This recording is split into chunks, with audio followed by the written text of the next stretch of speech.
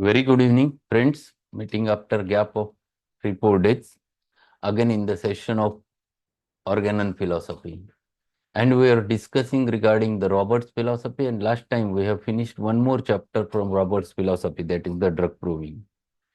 Now we are going to start chapter number 16, that is the second prescription. And this is most important chapter because this is of a practical importance for us. So, being an homeopath, we must know exactly regarding the second prescription, and that's why what Robert wants to say regarding the second prescription that we're going to learn today. So, we'll start directly with the chapter, the second prescription. After studying a chronic case and after deciding on the remedy, having given each symptom its proper evaluation, and having administered the simillimum, we expect some action, some response. After the patient shows the desired reaction, there may, and probably will come a time when the physician is called upon to meet a symptom picture once more. This is the time when he must consider the second prescription. So he has introduced what is second prescription. He has started explaining about it that whenever you deal with the chronic case and you start treating the chronic case, you would have given any remedy. And there is some change. Either there is a patient is feeling better, either his symptoms are aggravated, either it is in status quo. There is definitely some reaction which happens after that. Then again patient comes for follow. Then Kent says you must be able to observe what has happened and accordingly you have to decide what to do. Then it is a question of choice of remedy, whether to repeat, whether not to repeat, whether to give another remedy, whether to antidote, everything which you have to take into consideration. So, second question of second prescription comes when first prescription would have produced its action inside the patient. And generally, this matters a lot when you deal with the chronic, not with acute generally. Acute, the remedy you would have chosen acute and for that specific state. So there is no question of second prescription every time comes. It comes very occasionally, but this comes very commonly with the chronics. And then he says in second paragraph of this chapter, strictly speaking, the first prescription is the prescription that first reacts. So there should be some reaction after giving the remedy. There must be some reaction. A physician may make a mistake and not select remedy that is similar, consequently with no reaction. Thus, while we may seem to be looking for second prescription, we are in reality looking for first prescription to which the patient will react.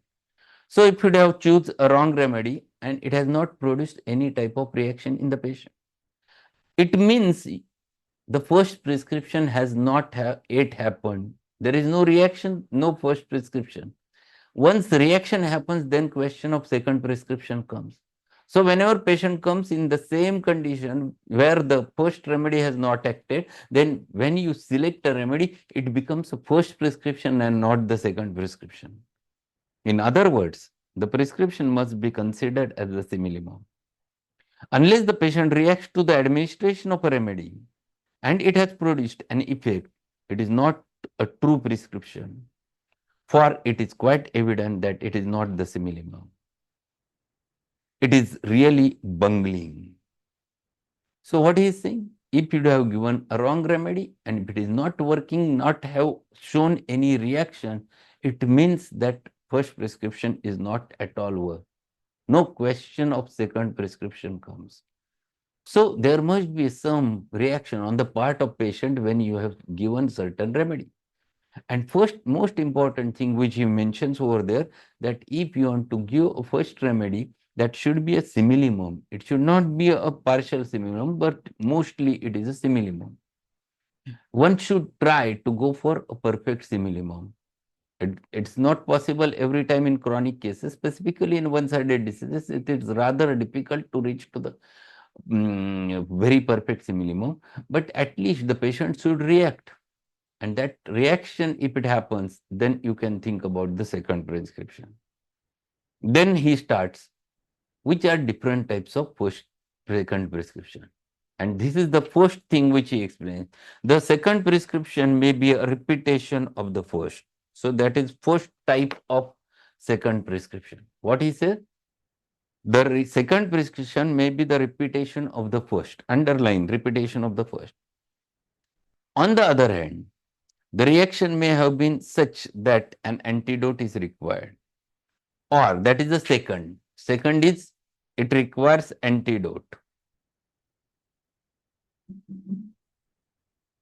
or the first remedy having taken care of a part of symptoms, a complement of the first prescription may be demanded. That is third.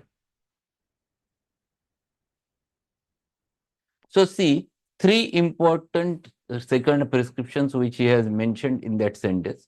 Either it is a repetition of the same, either you have to antidote, or either you have to complement. For example, if patient is clearly you would have choose a remedy and it is working very clearly and the action is exhausted and patient has improved with the same remedy. Then if the state remains same, then you would have repeat the remedy in higher potency, but same remedy you have to use. That is first possibility. Second possibility is there, that either there might be a remedy reaction where your remedy has been completely wrong, case is pathological, you would have choose very high potency, and that is the first remedy reaction happened, that there is a long continued aggravation with final decline of the patient. So in such types of cases, it is necessary to antidote your remedy. Second important, if it is of a severe medicinal aggravation, then again it is a time to antidote that. Or if symptoms takes a wrong direction, that is they are going from less important organ to more important organ, then it is again a time to antidote that case. So three types of generally remedy reactions where you have to think about the antidotal remedy. And third, where you would have selected one remedy which has cured certain part of the case. For example, you would have given Rustox to the patient for joint complaints which have typical modalities, that is aggravation by rest, amelioration by continued motion, aggravated during rainy weather, all those things. And patient is feeling better, but he is not yet cured. Some futures are remaining, the old sprains still not recovered, and then you have to complement. Then you would have choose the calcarea carb, and the patient is recovered under the calcarea carb completely. So what you have done? You have complemented Rustox with the help of calcarea carb. So these are three types of cases or three types of second prescriptions which he has mentioned over there. In order to meet the situation intelligently, after the remedy has reacted, the case must be thoroughly restudied. What he says is very correct. What he says? In order to meet the situation intelligently, after the remedy has reacted, the case must be thoroughly restudied. You should not omit. You should take the follow-ups in detail. You look towards each and every symptom, what has happened earlier, and then how the patient has reacted, what are the symptoms which are recovered, which are symptoms which are not recovered. All those things you have to go into details while dealing with such a patient. Then he goes and says, in general, if the first prescription has had a beneficial reaction, that remedy should be allowed to complete its work to the fullest extent. In such conditions, the second prescription would be the repetition of the first. And since a remedy should not be changed without very good reasons, it is probable that remedy may be repeated at the necessary intervals through whole range of potencies, securing the full amount of good from each potency before passing on to the next. What is saying? Here you have to go for a continuation of the same remedy, but in different potency. He says that whole range of the potencies you would have to use in that case, unless there is any specific indication to change the remedy. If the remedy is working in a proper direction, the Kent says that you must start with 30 and end with CM. If the state remains same, but remedy is working, then definitely you go for higher potencies after big intervals. And this is too important. So it is not the same remedy in same potency you have to repeat. Here the whole range, what he mentions is very clearly that whole range of the potency should be there with you and you should prescribe. The reaction to the correct prescription is that the striking features, the peculiar features, the concomitant symptoms on which the choice of the remedy was based are the first symptoms to be removed. What he is saying? The remedy which you have selected on the basis of characteristics, peculiar or queer or rare or strange or concomitant, those symptoms should disappear under the action of your remedy. If those disappear, it means your remedy is a perfect remedy. Thus, the guiding symptoms of the case have been obliterated. The picture has almost erased. The picture has been almost erased and only the trivial symptoms are real. Trivial means shulak, those which are not important. Now, if the remedy is repeated at this stage, the cycle of the cure is broken. For the guiding symptoms, you will surely return only when the action of the remedy is exhausted. If there is no interference with the action of remedy, the indications which give us the clue to our next step will present themselves. One of the hardest things for the physician to do is to keep his hands off at this stage. The words which he has used is very good. Even Kent has used the same words. This is the time where physician has to keep his hands off. Means what?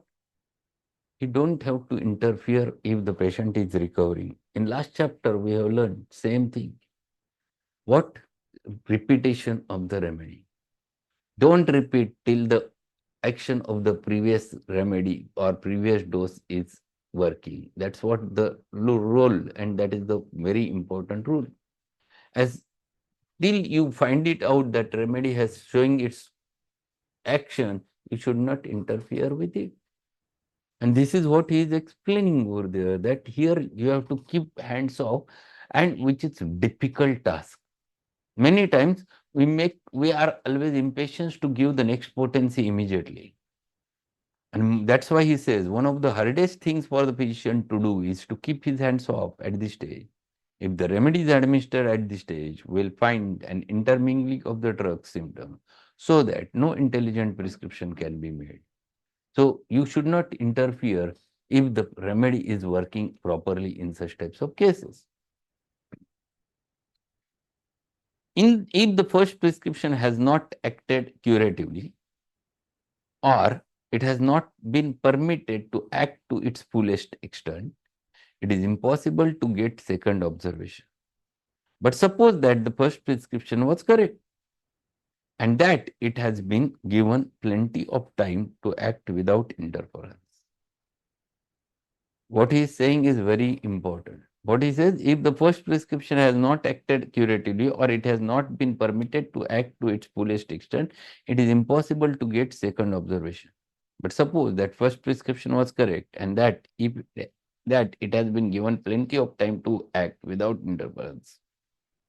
Then what is it? If the case has become to stand still or if the first prescription has caused changes in the symptomatology that remain, that do not vary greatly, for some little time, it is time to go over the case again and with the second prescription in mind. While these changes are going on, no orderly symptoms can be gathered, no rational observation made. If we have given time for the proper reaction and the fuller development of the case, having allowed the natural periods of rest, the time has come to make a minute observation upon the return of the original symptoms, which should be our first consideration. So what he is saying? You would have selected a remedy for a chronic case. You have given it to the patient. And you are observing that it has produced its effects. Patient has been better, but he has not yet completely recovered. Then you would have changed the potency. Then you have gone for higher. then again a higher, and you have given lot of time to that remedy to act, but still few things are not getting covered. Few things are still remaining. Then he says, then it is the time to reconsider the case with again finding it out whether the prescription has changed or it remained the same. So that is that. Then last sentence is very important. What he says: if we have given time for the proper reaction and fuller development of the case, having allowed the natural period of rest, the time has come to make a minute observation upon the return of the original symptoms, which should be our first consideration. They may not return as strong or marked as they appear before the first prescription, but we must look carefully for the return of the original symptom. It is while the action of remedy is going on that vital principle is re-established in the economy. And while this process is going on, we will not find the return of the original symptom.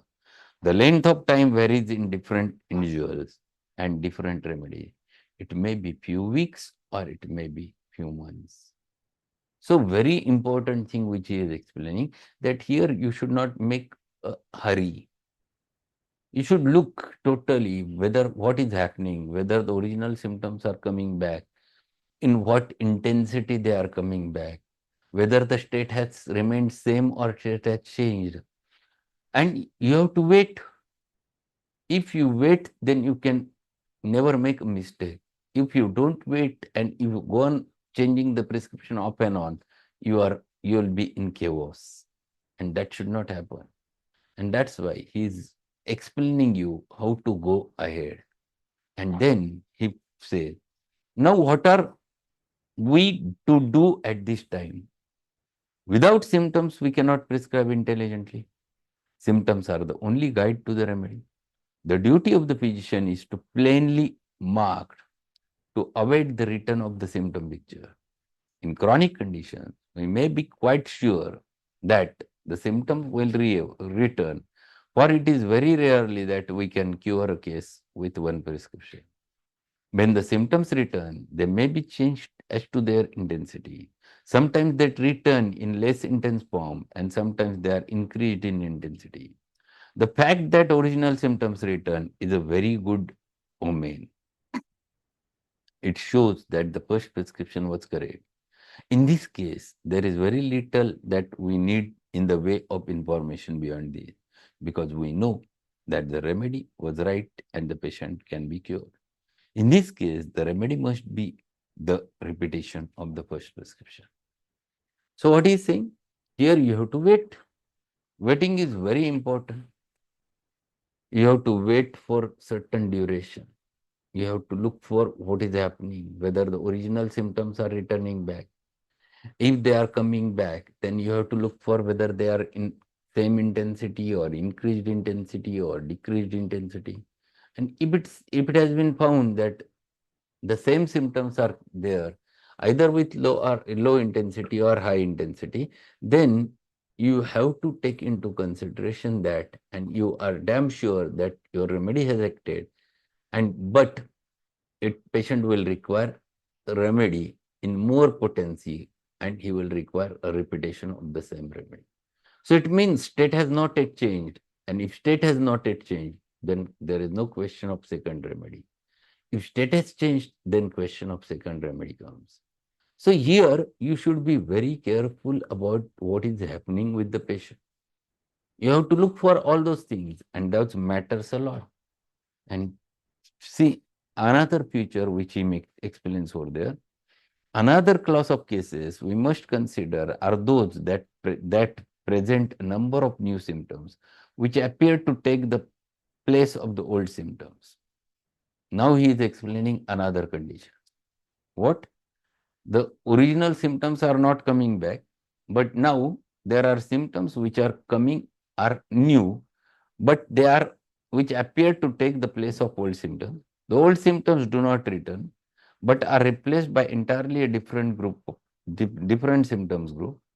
In these conditions, we must restudy the case entirely in the pathogenesis of the remedy we have already given, and find if the new symptoms that have appeared are in the pathogenesis of the remedy. If this is so, we may find that this condition comes from partial proving of the remedy, or we may find that these appear from a different cause. This is an important point. We must determine from the patient whether he has ever had any of these symptoms before in any former sickness or under any other condition. We must go over these points carefully to see if we cannot elicit from the patient the history of these symptoms. Sometimes we get these relationships from the patient and sometimes from the family. So what he is saying, if there is appearance of new symptom or there are appearance of new symptoms in the patient after giving a remedy, the original symptoms are not returning, but there are symptoms which are new. Then you have to first think whether they are the symptoms which were happened in earlier in the patient's life prior to the sickness. If they are more older symptoms which are coming back, it is a good sign. If they are totally new, then you must go through the remedy, what you have prescribed, read that remedy, see the pathogenesis of the remedy, and if those symptoms, if you look that these are symptoms which a patient has reacted because of your medicine, it is definitely a medicinal aggravation. So two different things. If it is only older symptoms coming out, that means original state comes out, which was there prior to this present sickness, it is a good sign. But if there is the appearance of the new symptoms which are totally new and never had happened with the patient's life, even you would have asked it to the patient as well as his patient's relative, then it indicates that your medicine, those are symptoms which are produced because of medicine, and it is called as medicinal aggravation. The second prescription changes accordingly. And in order to understand second prescription, you must know what exactly the thing is. And then he explains, if these are old symptoms, we not only close our first prescription correctly, but it has eliminated the newest symptoms and uncovered an older layer in the proper order of cure. But if we can get no history of the patient having had these symptoms before, and if they are not in the pathogenesis of the remedy, we have made a mistake in the first prescription and it has changed the direction of the disease. Hence, if it is possible, we must antidote the remedy. So, he has explained very clearly the things.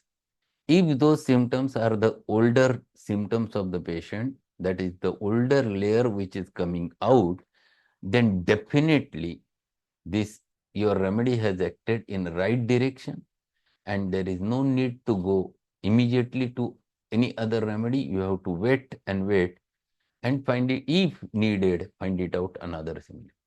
But if those symptoms are not older symptoms, but they are symptoms of the remedy, because of remedy, and it has going in wrong direction, going from less important organ to more important organ, then he says it is a time to antidote your first prescription. So he is explaining all those pros and cons. We have finished certain aspects of it in today's session. That is when to repeat and when to go for antidote. One aspect of antidote which we have learned in today's session.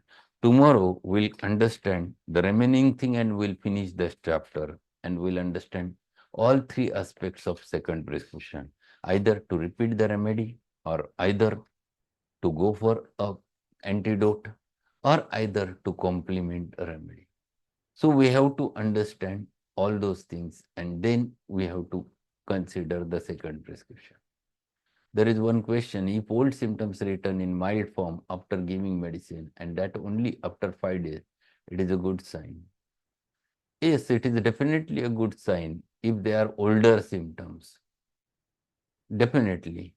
Older means prior to to this recent stage of the medicine. There is one question from Satyanarayan sir, how to antidote with medicine or coffee? My suggestion is always a coffee. First coffee. Then if generally 99% the coffee antidotes the action, and it is better antidote than anything else. Okay, so that's all for today. Thank you. We'll meet today evening with the second part of the sepia at 8:15. Good evening. So thank you very much, Thank you, sir. sir. Have a good evening.